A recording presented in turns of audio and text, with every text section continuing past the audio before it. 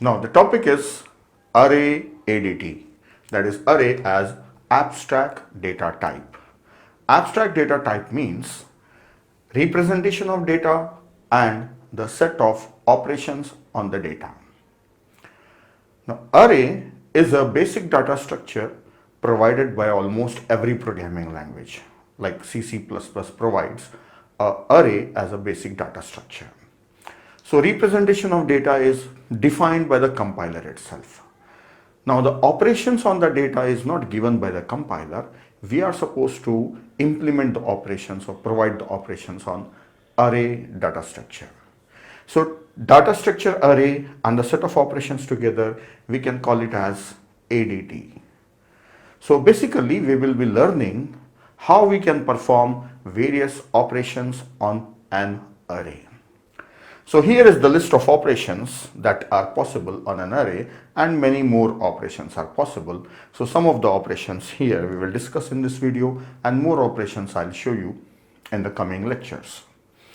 Now I will quickly read out just the set of operations here: displaying an array, adding or appending an element in an array, or inserting an element at a given index in an array, deleting an element from a given index, searching for an element in an array, then getting an element from a given index, knowing what is the element present at a given index, and set, that is replacing an element at a particular index, then finding maximum or minimum, reversing an array, and also shifting and rotation of an array.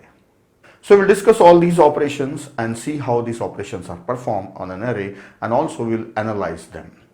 Now first of all, let us look at the representation of data of an array. So the first thing is we need an array space of some size. So let us take an array of some size, that is array of size 10. Here is an array of size 10. Now the question is, how will you create this array?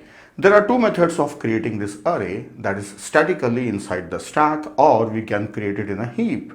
So one method is, I can declare a normal array, let us say array of size 10.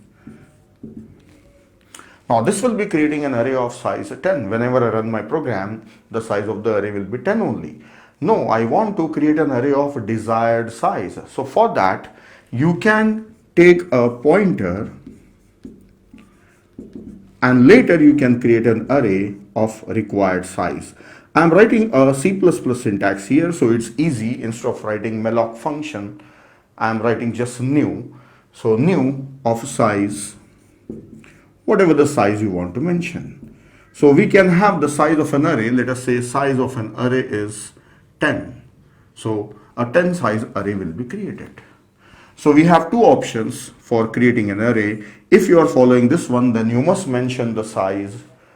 If you're following this one, then at runtime you can take the size and create an array from heap.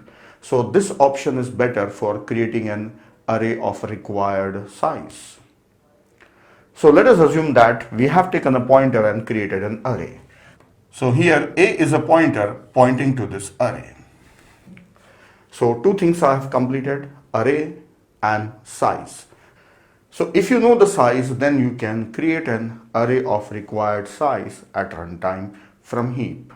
So this is an array creation. So I have written the piece of code for creating an array. Now the next is length of an array. See, I have an array of size 10. It's not necessary that I am using all 10 spaces. I may be having few elements in that one, or I may be using all spaces. So possibility is there that I may or may not be using all spaces. So I want to know presently how many elements are there in an array. So for that, we should also have one more property of an array, that is length. Right now nothing is there in an array, so let us say the length is 0. So I have completed data representation. So I have an array and two more properties, that is length and the size of an array. Now let us perform these operations on this array.